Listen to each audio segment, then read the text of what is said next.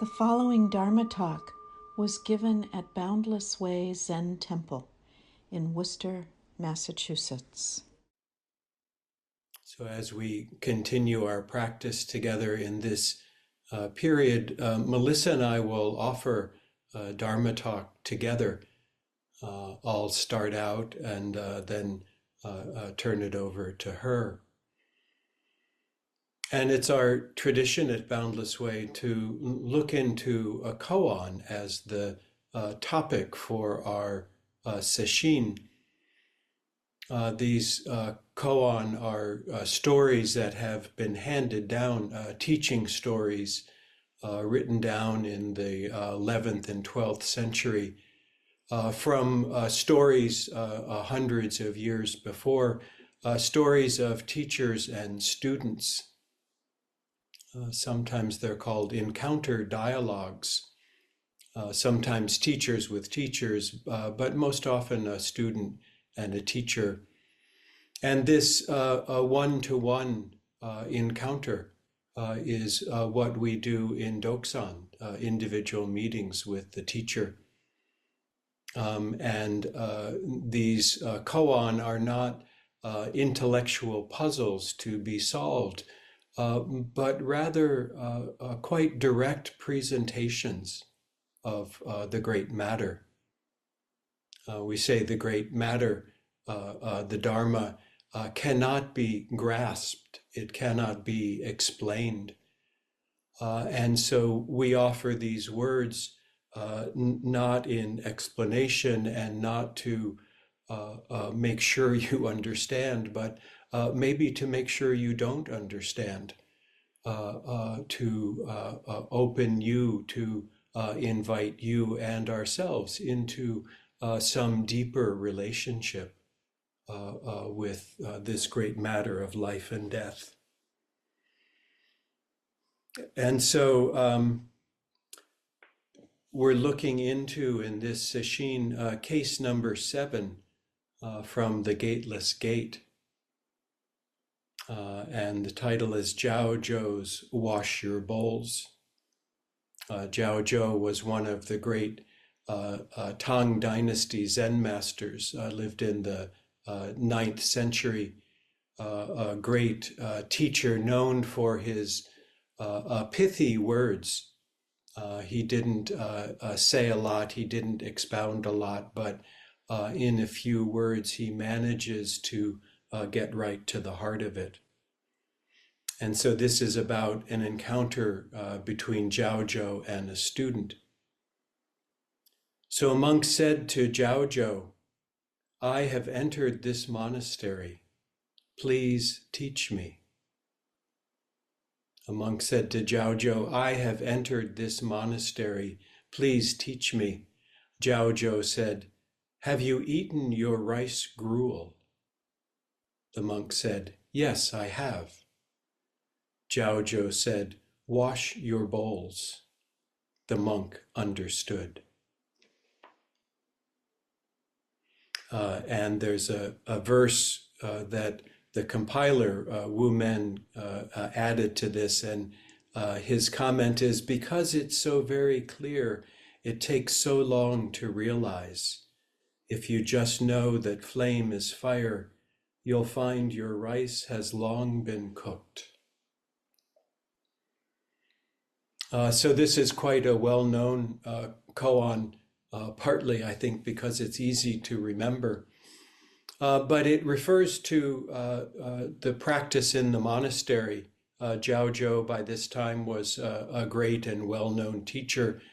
And in medieval China, the monks would travel around. Once you had some experience under your belt, once you were seriously on the road, you would often go visit different teachers and ask for their teaching. And Jiao Zhou's response around rice gruel and wash your bowls refers to rice gruel was the standard breakfast at monasteries, up early in the morning to practice Zazen and then eat rice gruel right there in the Dharma hall where you sat. And then, of course, after eating, you wash your bowls.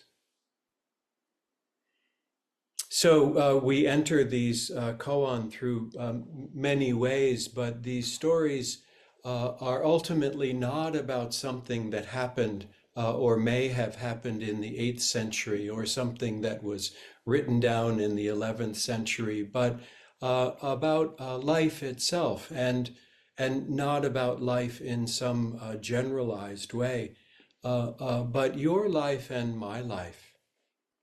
And we study these koan not to learn about Chinese monks and Chan Zen teachers, but to learn about ourself. So we approach these koans as if it were, we might say, as if it were a dream. We dream into them, imagining ourselves to be occupying all the different positions. So you and I are this monk. This monk probably recently come to the monastery and has this great opportunity to meet with this nationally famous teacher. And he comes and he's quite straightforward. I have just entered the monastery. Maybe he'd been practicing for 10 or 20, 30 years, who knows, but he is just entering this monastery. As you and I, was mentioned last night, some of us have done many days and weeks and months of sesshin in different forms, these retreats. But yet each one of us, we are new coming today, this Saturday morning, this Saturday afternoon, here entering for the first time. And he says, please teach me. Please give me your teaching. On one level, quite a straightforward request, and reminds me of the student who is asking all kinds of questions to the Zen teacher about the philosophy of Zen and the meaning of this word as opposed to that word. And the teacher offers him some tea. He holds his cup out and the teacher pours and continues to pour even as the liquid, the tea, flows out over the cup. And the student says, please stop. What are you doing? The cup is full. And the teacher says, this is like you are. You come with a full cup. Of course, just to show up, the student has some courage to come before the Zen teacher, especially someone of Jiao Zhou's stature. But this student apparently comes asking for teaching, doesn't come to demonstrate how wise he is or what he already knows. And so this attitude of asking, of coming, sometimes we say coming empty-handed. Going to Doksan, sometimes we may feel like we have to have something special. I had a student once come in and said, I'm sorry, but nothing is going wrong right now. What should I do? And I reassured this student that it was okay when things don't go wrong, or when things do go wrong. You don't have to come to the meeting with some huge question. You don't have to come with anything except, we say, to come as yourself. Turns out this is quite difficult to do, since we're all so well skilled in trying to manage people's perception of us, wanting to make sure our friends and co-workers and teachers think well of us. But this student, this monk says, I'm new to the monastery, please teach me. Zhao Zhou offers his first teaching. He does not go into the nature of the Dharma or what awakening is, or the three treasures, or the four bodhisattva vows. He begins by saying, "Have you eaten your rice gruel?" Quite a wonderful demonstration, in some way cutting through in some ways cutting through the problem of words. Words can be so difficult, and we use them because that's how we are as human beings, and so useful in pointing some direction. But Zazen is not a matter of using the right words. In fact, if someone is using a lot of Zen words, it's often an indication that they haven't yet digested, they haven't yet learned what those words might mean, might point to. So Zhao Zhou says, "Have you eaten your rice gruel?" On one level, and inquiring to the student, have you eaten? But of course, many layers to these koans. So, have you tasted the Dharma? Maybe, and the student says, "Yes, I have." Maybe he means he has eaten his rice gruel. Maybe he thinks Zhao Zhou is just speaking of that, but not truly seeing this great presentation. And then Zhao Zhou famously says, "Then wash your bowls."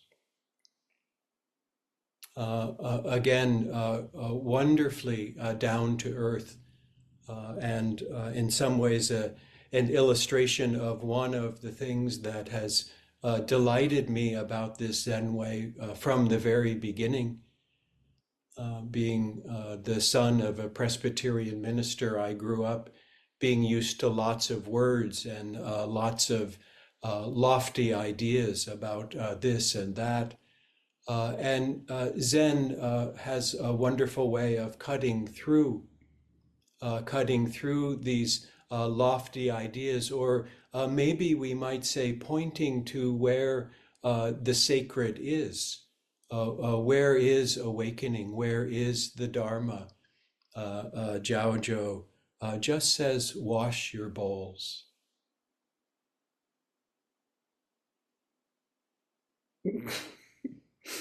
David just looked over at me, and I think that's his nonverbal signal that he'd like me to take over.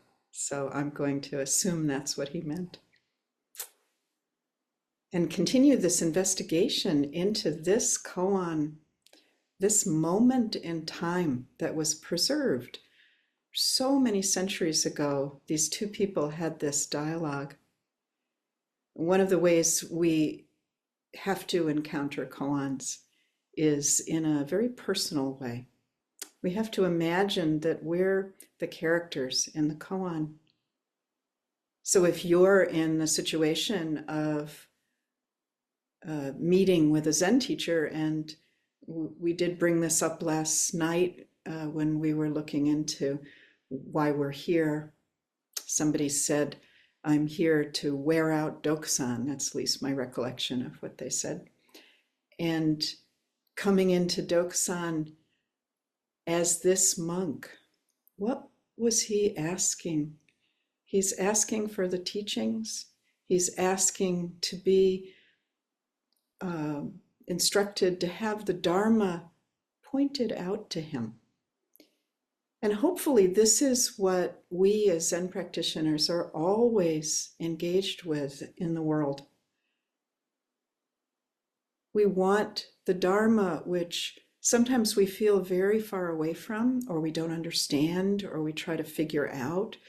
We want it to be revealed to us.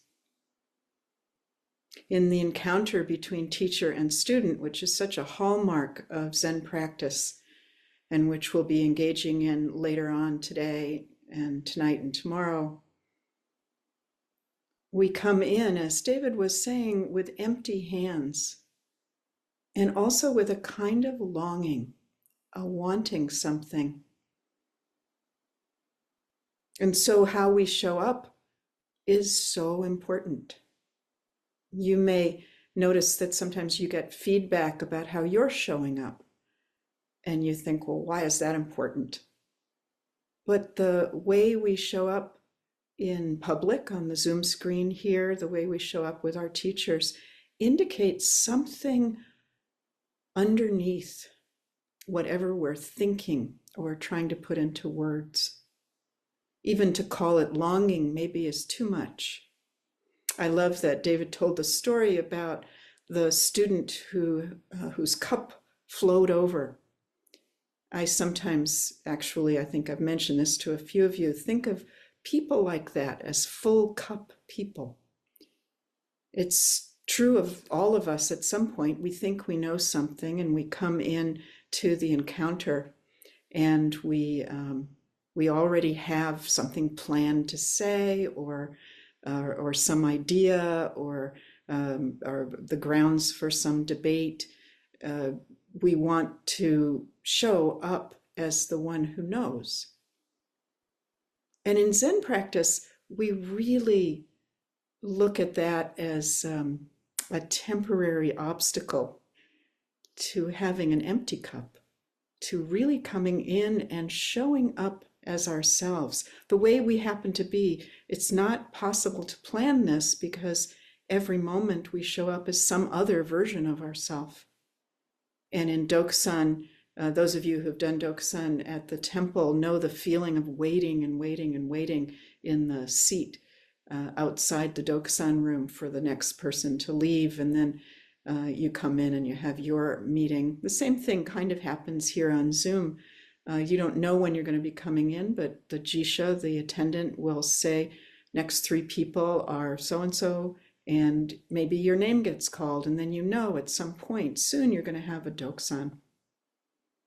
And then the planning mind begins to take over. What am I going to say? What am I going to do? Oh no.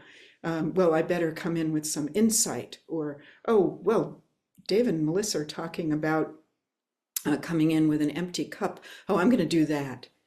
I always remember, this is how I remember the story, a story that David's teacher, George Bowman, told about meeting with the famous Zen master Shunryu Suzuki Roshi, who wrote Zen Mind, Beginner's Mind, and he was going to have a Dokusan with him, and he knew that he had to be careful. He had to come in and be prepared for anything. If Suzuki Roshi asked, "Have you had your rice gruel?" he would know that was code for something. And there is a way of understanding these dialogues that way, but really understanding that this person in this dialogue had come in and asked for instruction. And the question that Jiaozhou asked was not a non sequitur. What, as David just said, what have you tasted? What do you know? Show me yourself. And beautifully, the monk says yes to that question. Whatever the question means on the deepest level, he answers yes. He shows up in some wonderful, present, positive, really way. Yes, yes, yes. Whatever he means by it, I don't know. So anyway, George was prepared for some kind of secret teaching. And the first thing that Suzuki Roshi apparently asked him was, "What is your name?"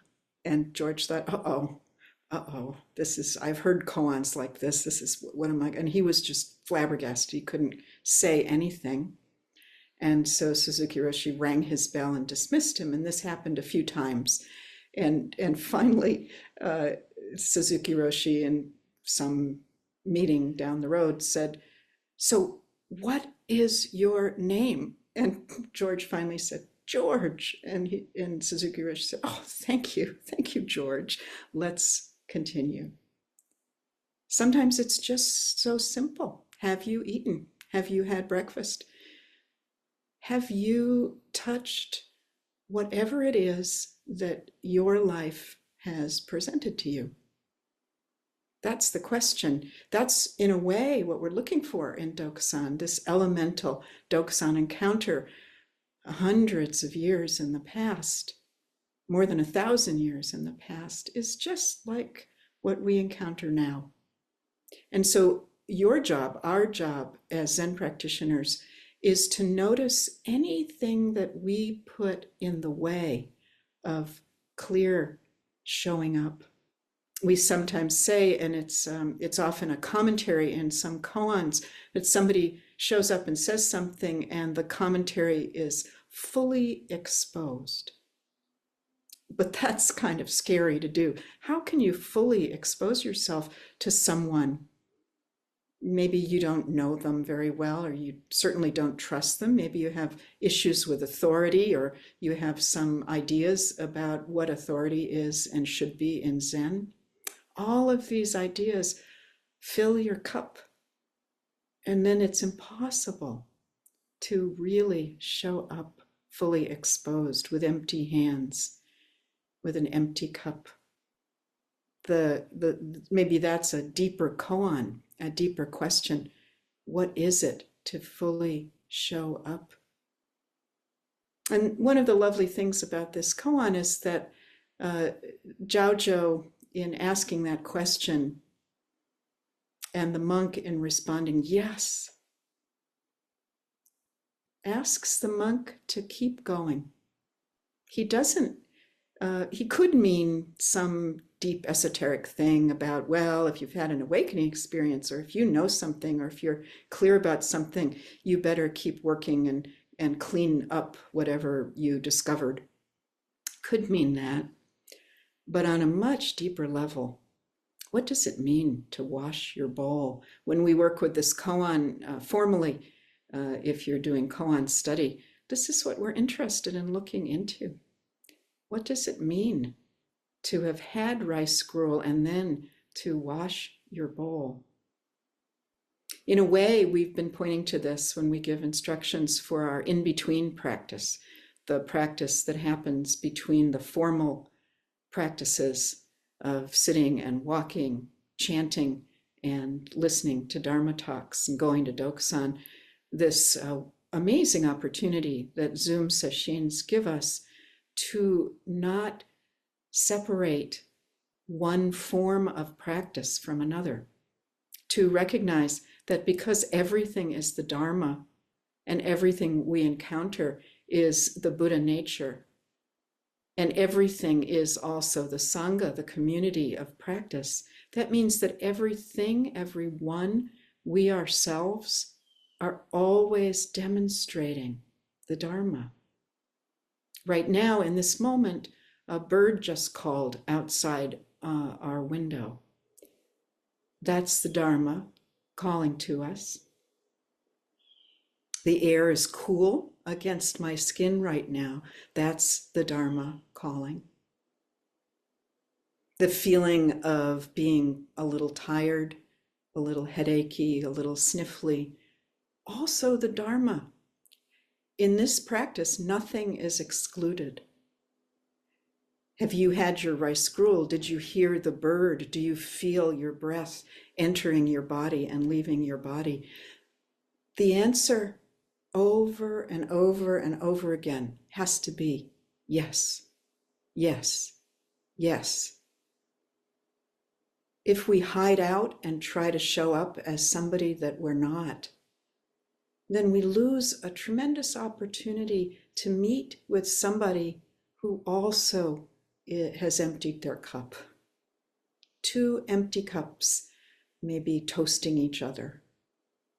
Two hearts resonating together, two people who've decided that the most important thing in this suffering world, this world where people are so cruel to each other and to other beings, this world where there's so much death and destruction, we might even say evil, All of this arising over and over again.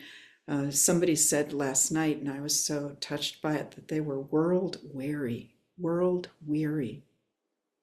We can get weary. We can get tired from all of the assaults on our being, from the external world, and also even from our internal states. All the different parts of ourselves arguing with each other, telling stories about our inadequacy or our adequacy. It's a lot.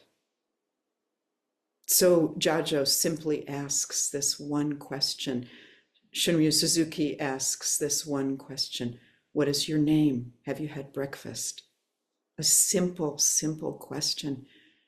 Can we answer simply? Can we be present? Can we investigate together what it means to be human?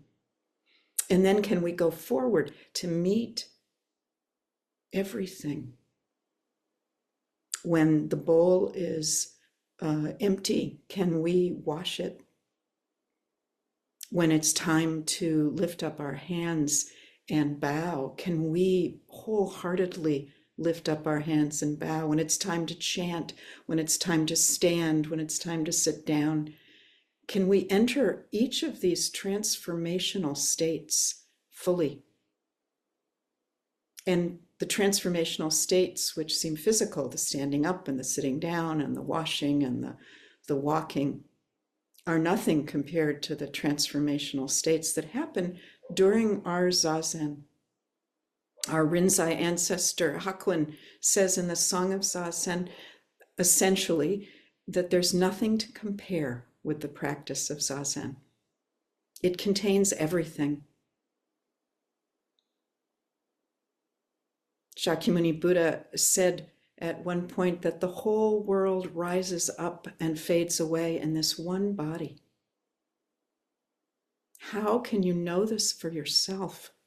Well, already well on the way to doing that, just by deciding to come to a sesshin, to sit, to be present to our own experience, to taste the rice gruel and then do whatever comes next, to wash our bowl. This koan ends with the monk understanding, not with the monk had a great enlightenment experience where ponies and unicorns danced in the rainbow world. He simply understood. Nothing fancy, just another version of yes. Yes. This is what we have to practice saying to the world, even when we feel like saying no and hiding and running away and protecting ourselves. Zen is partly a way of developing the courage to face what's here. This is not an easy practice. This is not a rest and relaxation practice. This is not about de-stressing or being calm or happy, although those things do happen. It's not about gathering wisdom and knowing everything there is to know about Zen and Buddhism. It's about learning to read our own hearts through our own simple, straightforward experiences. The first line of Wumen's poem, Wumen, who collected these stories also such a long time ago in the 1200s, many centuries after Jiaozhou lived, but they were stories, as David was saying, that had been passed around. Famous story. Did you hear what happened with this guy who came to learn from Jiaozhou? And he gathered them together, wrote these poems. I love the first two lines of the poem because it is so very clear. It takes a long time to realize. We add on and add on. We say we put a head on top of our own head. We are constantly accumulating barriers to the simple feeling of the breath entering the body and the breath leaving the body, to the simple call of the bird, to the simple twist of the stomach when we have a stomach ache, to the simple life that is being presented to us not by anybody, but simply by circumstances, by being in a human body, one moment after another. Because it's so very clear. It's right here. It's in the taste of the rice gruel. It's in the willingness to receive instruction, pointing out instructions, we call them. Not information, not something that we don't already know at the deepest core of our being. So a monk came to Jiaozhou and said, I have newly arrived at this monastery, please teach me. And Jiaozhou said, have you had your rice gruel? The monk said, yes. Jiaozhou said, wash your bowl. The monk understood. Thank you. So please relax your posture, and we'll have our Dharma dialogue now. Michael will be joining us sometimes to respond, and we will, I'll call on you when you raise your Zoom hand. And your opportunity here is to ask a question or make a comment, and we will do our best. Doesn't even have to be about the Dharma talk you just heard or the koan. It can be about Sesshin, about your experiences so far, or it can be about something you've been wondering about. So everything is allowed. The main thing is please show up as yourself, and please raise your Zoom hand so we can engage with you. And we will start with Madhu. Thank you for the talk to both of you. And I was really touched by, the simplicity of how you expounded the Dharma, both of you, and the simplicity of how it touched my heart. And so, noticing this simplicity on one hand, but also the coexistent of the profoundness, the fullness of the moment. And it's something about, this simplicity that brings forth the fullness of the moment and how it just touches our heart.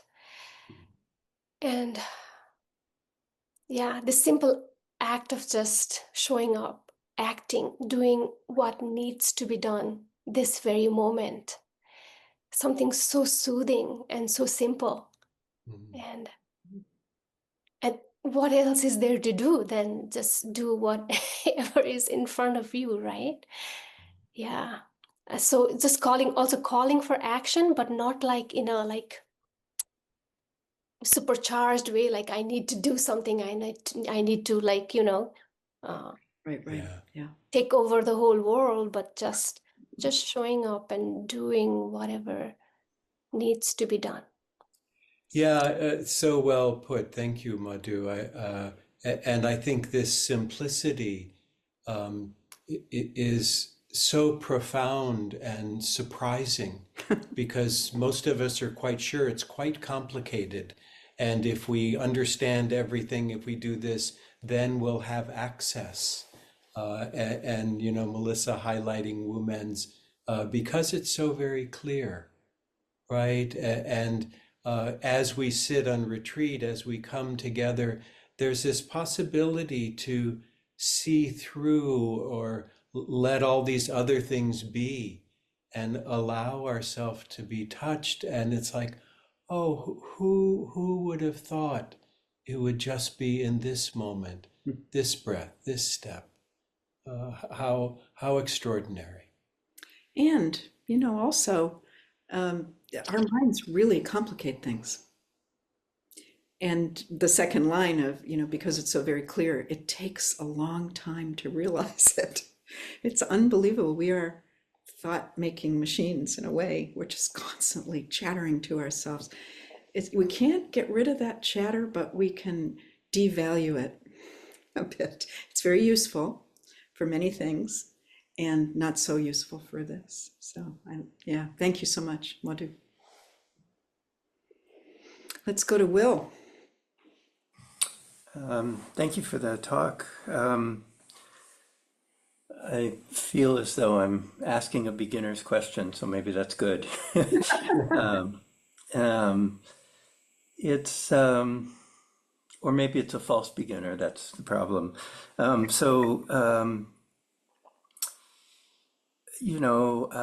is in me an ongoing thing that I do where I am struggling with my self-image as someone who, you know, who falls a little short, and knowing that I have to kind of sit with it and not struggle with it. So then I get on my own case for struggling with it, and so on. Right? It sort of builds on itself, and this is what we call neurosis. Um, and I guess I wonder, in the midst of that, it gets so fucking annoying. And yet, wanting it to stop just powers it more. And I'm just wondering, what does one do? Do you just kind of, I don't know, suffer through it and hope that at some point it dies down? I mean, I have had that experience, but it's laborious, and I'm just kind of wondering, if there's some other way to when something in me really wants to return to this self-image and reassure myself that I am failing, right? Yeah. It's really powerful. Will, what you're saying is such a beautiful demonstration of how we complicate our lives. Just like a fantastic demonstration. And I bet there are other people on screen who are listening to this talk sometime in the future, mysteriously, who are going to go, yeah, right. Because we cling so hard to what is familiar, because it's really terrifying to move forward into the unknown. I know that I'm a worthless piece of shit. I just like, hello. But of course we hate it too, right? I don't want to feel that way anymore. Shut up, shut up, shut up. All of that. The point of part of my understanding of practice is that all these things that are arising, we have a desire to fix them. And that's not perceiving their essence, which is that they in themselves are the Dharma manifesting. How could that be when I think terrible thoughts about myself? Or, the other flip is wonderful thoughts about myself, very common. As you say, this is neurosis, this is narcissism in a way. And everybody has a little smidgen of it, even if you can't be diagnosed as that way. The training here is not to fix things. It's to encounter, right? To encounter our life. And it's really hard to do, which is one reason why we give talks and offer Doksan, because it's like to do it by ourselves, there's nothing coming in from the outside, right? Or psychotherapy is also helpful, or, various group process things. But just the things that we do here in Boundless Way, they're medicine for the dismissing of phenomena. We don't want to dismiss anything, but we also don't want to favor it and go, oh, right, yeah, that's true. You see how subtle it is. Yeah, so and it does have to say, wear away, and then it comes right back with a vengeance when it gets triggered, and like, oh, I failed. What kind of a Zen teacher am I? What kind of a Zen person am I? Blah, blah, blah. And Will, you remind me another George Bowman story. He used to say, "Our miserable karma becomes our wonderful dharma." So this very thing. In fact, the past couple days, I've mentioned to a couple people, I'm glad that you're not who you think you should be, because who you are is so much more than that. And so, as Melissa was saying, there's some great mystery. This is both your problem and your great resource. Yeah. Thank you so much. I really appreciate you bringing this up, Will, because I think everyone on the screen at some level has the same I would say, issue. But if we can see that the bowl always needs cleaning if we're going to be eating out of it. We'll never get a bowl that's completely perfectly clean if we want to have breakfast. This is part of our life, this continually meeting whatever needs to be done. And yeah, sometimes it's really, really hard. That's really helpful. I love the idea that I have to have a little bit of gruel left in my bowl, no matter how much I clean it. It's great. Thank you. Thank you. Thank you. Ava. Thank you both very much for your talk. It's endlessly filling up bowl, really. It reminded me of, you invited us to, is it Samu? The practice that we do caring for. And when you invited us, I thought, oh, I had a plan. And I was going to put away, I had a plan. A plan, yes. Yeah. I was going to put away some boxes in a storage area. And actually, when it came to our break, and I looked at them, and I thought, God, no, that's just going to be complicated, heavy. I've got to make sort of intellectual decisions, and no. And then I realized in the corner there was a pile of washing which had just been folded. And before I realized it, I found myself putting away washing. It was a very simple thing. And it just illustrated the huge gap there is between the life which I want or plan to have and the life I'm actually asked to live. Yeah. Oh, you know what they say in England in the subway system, mind the gap. It's really true. Yeah, I think another thing, like Will's comment, that we can all relate to, right? That we make plans, and there's such a huge distance between what we think will happen and what actually happens, and often we're disappointed. You know, think, oh, why didn't this happen? The attitude of a Zen practitioner is to meet this. Okay, so this is happening. Oof, I don't like it, but this is what's here. Well, and Ava, I hear your appreciation. So you had this plan, and then you found yourself doing something else that was just right for the moment, and you were present with that.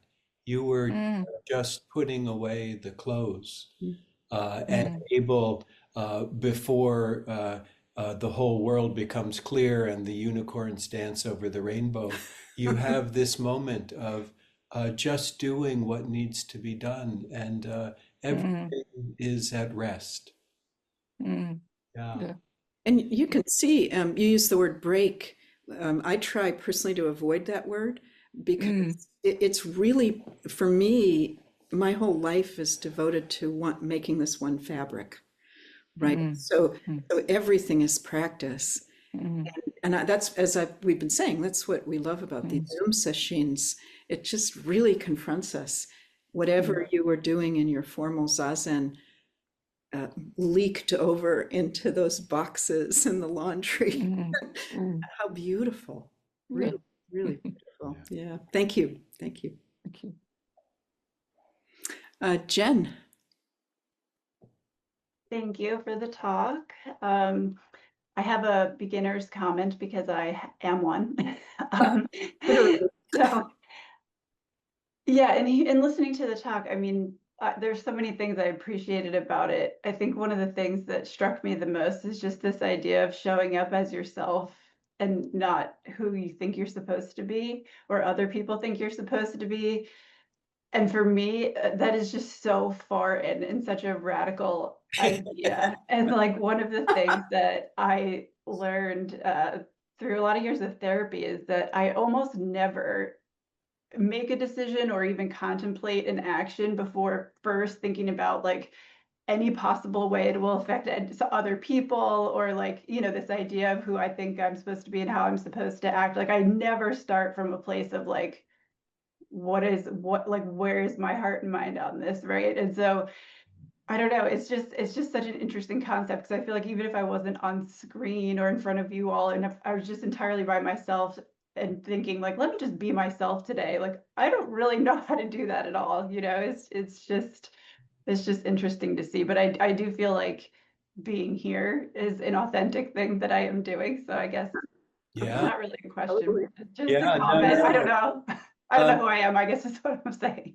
yeah, and again, the reason we do these Dharma dialogues is because each person who speaks for all of us.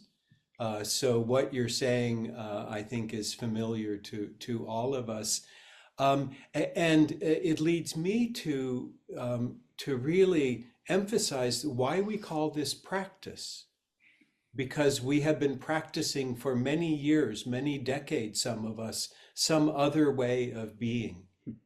The contingent, am I okay? Was I okay? Will I be okay?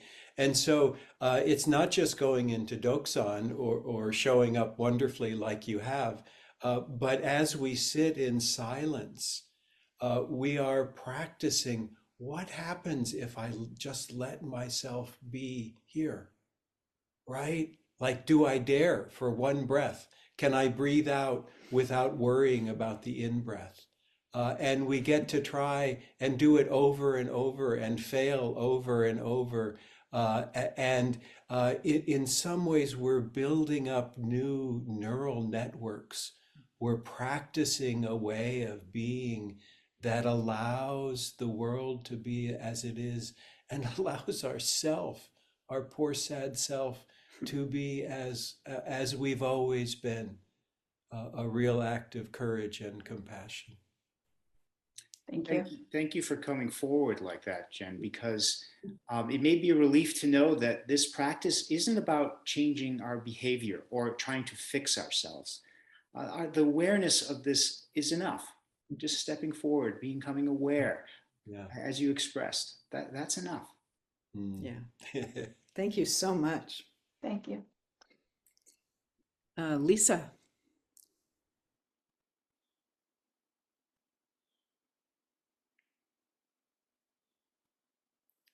You still have Lisa, to unmute. can you unmute yourself? I think we can. Oh, there you go. Okay, there we go. I'm kind of a contrast to Jen, who's a beginner, because I've been practicing too long and my cup is very full.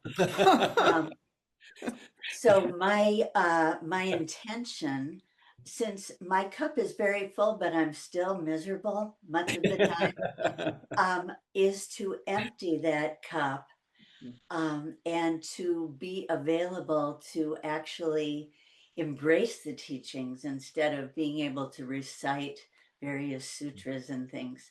So I really enjoyed your talk, and I love the way the two of you work together to create this beautiful melding of your wisdom. So yeah, thank you. Always the next thing. And I am going to attempt to remove my masks of she who knows something and be available to actually learn what heals. So thank you very much. Thank you, Lisa. You know what I'm hearing and what you're saying, it is really painful to have a full cup. Ultimately, I've never met anybody that I've gotten to know well who comes at me with a full cup, who's happy about it. You know, because it's protection. It's a shield. It's a way of protecting ourselves. And and it's not a simple matter to just dump the cup, you know, dump the contents, or even get rid of the cup. I mean, metaphors can only go so far, but to have this intention, not to get rid of what's in the cup, but to just experience the fullness of it and how that's connected to a certain kind of psychic pain and protection. That's all you have to do. Just like what we were saying before to Jen, this is not about fixing. You don't need to be fixed. You're already a Buddha. You're a Buddha with a full cup. But the fact that you recognize it is everything. That's the beginning of having another life, having another kind of life. But you can't do it. You can't say, yeah, I'm going to be a beginner. Right? Yeah, you can't. So just to be aware, just to be aware. Thank you, Lisa. George. Thank you, David and Melissa, for the really wonderful talk. I found myself deeply moved. It was interesting. I had kind of a meta experience. I know of the koan and I know of Wash Your Bowls, and so I had an initial entree into a very intellectualized kind of. So with respect to heart mind, right? Like I think last night I learned that Sesshin is really kind of heart and mind or something to that effect. So I had like the full Monty, right? Uh, and just found myself emotionally really overwrought. But initially it was mind, and initially it was David's presentation and so forth, and Wash Your Bowl, and I'm like, oh well, rah, rah, rah. I had my own intellectualized interpretation of what that meant. It was a very logical, rational apprehension, uh, and then the conversation moved a bit, and Melissa picked up the string, and it became a whole other experience for me.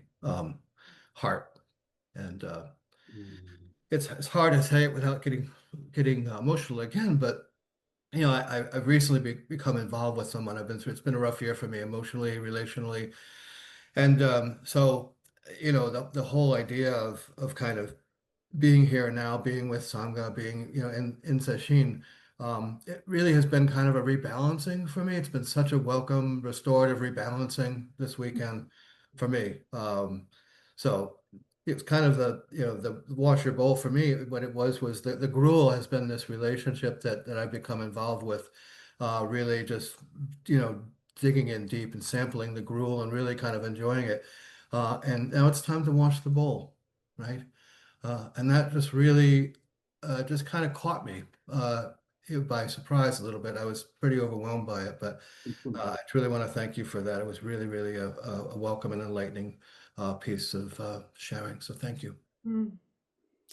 Well, this is connected partly to Michael's response to Will, that you can't get rid of all the rice gruel in the bowl. Right. There's always going to be a residual something. That's just how our minds work and how memory works and how experience works. You know that. But I'm also struck by the emotional tone that started to come through. And I want you to know, George, that and I think I'm speaking for others too, really value that moment when we dissolve a little bit into emotion. I mean, poof, it's not that Yeah. welcome in our culture. So to just feel it and show it like you just did. Yeah. It's the kind of courage I'm talking about. This is what's here. And then not to say now, oh, maybe people are thinking, oh, when I share, I'm going to have to cry. And yeah, but that would be a full cup kind of kind of thing. This is just a genuine presence of what happens for you, what's happening for you. And In this moment, in actually. this moment. And we don't know what's going to happen in the next moment because we have to wash our bowls. Exactly. Yeah. Thank you so much. And Thank you. George, I'm really touched by the word rebalance that you used, because this is an activity. There's no such thing as balanced, right? It's constant, one back and forth, back and forth. It's an activity. It's an activity of the heart mind, not the heart and the mind, or the mind more than the heart. Right. It's complete, and it's complete in motion and in life. Thank you. Thank you so much, Michael. Thank you. Thank you. Rich. Yeah, this word fixing struck me because I'm critical of certain people in my life who I feel like are always trying to fix, not really fix me, but like I'm trying to share something and they're already ideas and ideas. But then I found myself on the other side with my older son who was overseas and in a in a crisis, not a medical crisis, but kind of a financial crisis, not really of his making. And in the interim between communications, I developed this plan that I got very attached to, with some help. And I was really proud of myself, man, resourceful. And then I was ready to tell him about it.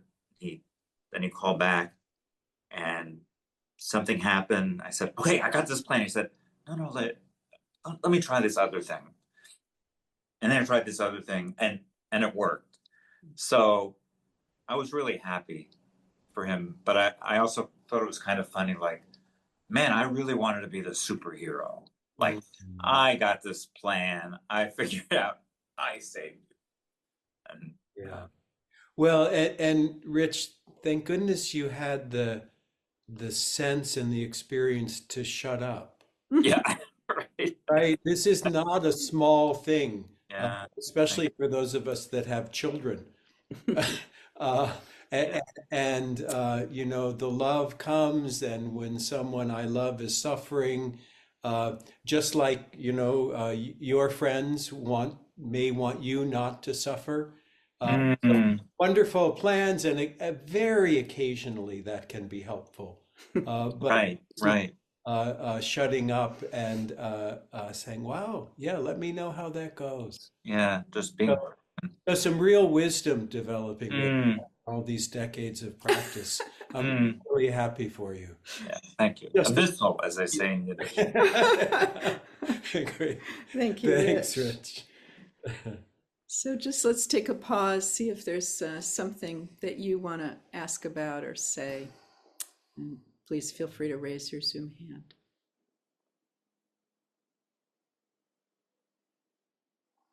Yes, Brad. I guess it's the very last line of the koan, the monk understood. And I just, you know, if you asked me to write down 3 possible ways he understood, I could. Uh, and, you know, is one of them more useful than the other? I guess I would say, what do I understand in that moment or this moment? And for me, I guess, because Melissa, you brought in, I mean, maybe he needs to really wash his bowl, or maybe he did and he gets the metaphor of it or something like that.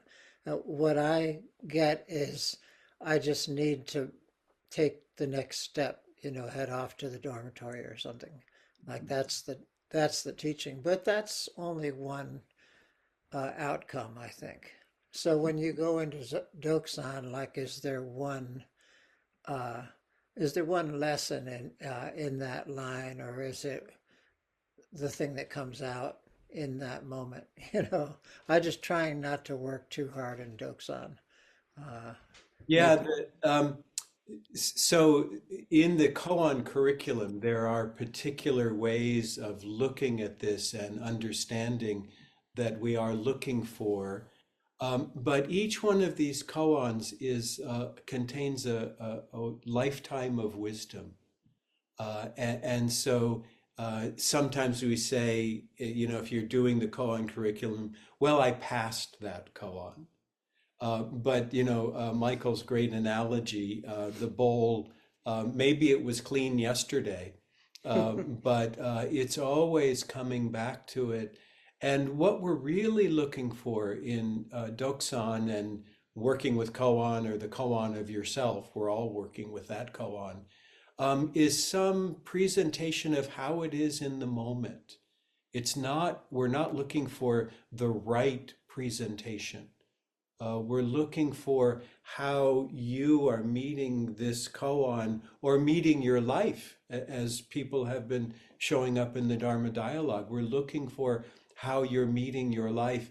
And as Michael too said about balance and rebalance, fixed position means the end, right? Fixed position will not get you there. And you as a dancer know that. Balance is dynamic, and aliveness just as soon as you make up the rule, okay, I understand now, then that rule is yesterday's, wisdom, which is not enough for today. So we're looking for this moving into, we're looking for taking chances. We're looking for really seeing how it is. Yeah. Thank you, Brad.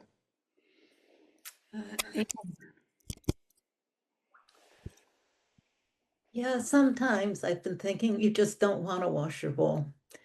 You know it's the right thing to do at the moment. You can't think of an alternative and you just don't want to do it. And it's, I don't know, being with not wanting to do something is a curious thing. So you're talking about yourself, right? I'm talking about myself. Yes, sometimes I just don't want to wash There you go. my It was a little confusing. I didn't know who you were talking to. Yeah. So here we are, right?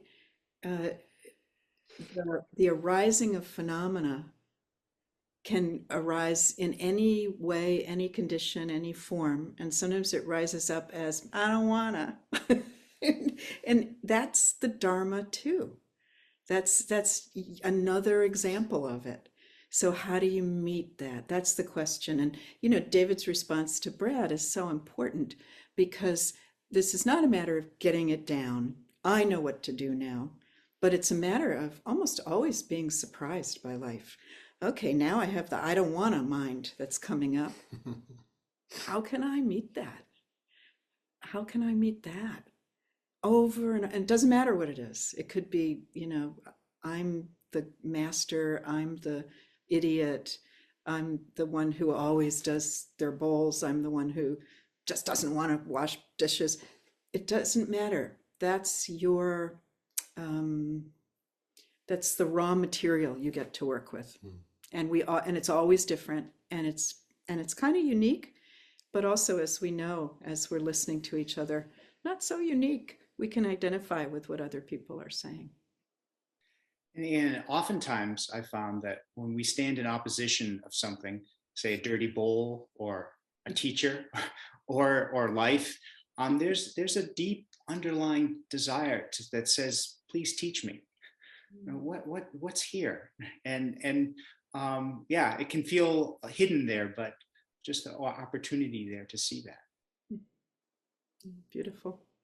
And maybe last one, Jenny. Yes, thank you for the talk. This koan, I keep thinking of the Karate Kid, where he shows up and says, "Teach me," and he says, "Wash my car," and and it goes on for a while, and it's like, okay, this is my payment for receiving the teaching. I have to do these chores, and then eventually, wait, that is the teaching. Right. and this and when you're talking about Doksan and just that, yeah, just that preciousness of any interaction, right? Yeah, any interaction. Right. Yeah. Yeah, there are no failures in Doksan. Right. If you're and there are no failures in life. If everything is something to be met, then okay, this is happening. I have to meet this. Wow. And think about it. I mean, it's just so broad, right? The person wins an election and we're thrilled, and another person wins and we're horrified, and that's what we get to meet. And terrible things happen to people and animals, unbelievably evil, mean, cruel things all the time, and our hearts turn over and our stomachs squeeze. That's what we get to meet over and over and over again. And then I love this koan so much because then the meeting happens, and then there's the washing of the bowls. Now what do? There's always something to do. It's never complete. And I love this, I thought washing the car was the payment. We could say, I thought my zazen was what I was doing to get something else. I thought I was chanting so that something else would happen. and this realization that we're not living life for some other time. But right here, in these words we exchange. Oh, so very clear. Yeah. The Karate Kid story reminds me of a story from Tibetan Buddhism about Milarepa, who was gosh, he had killed people in his family. He was just a rotten guy. And he came to a teacher and asked to be taught. And the teacher kept giving him these assignments to build things and then tear them down. And, part of the process with Milarepa was he had been an angry guy. He was an angry guy.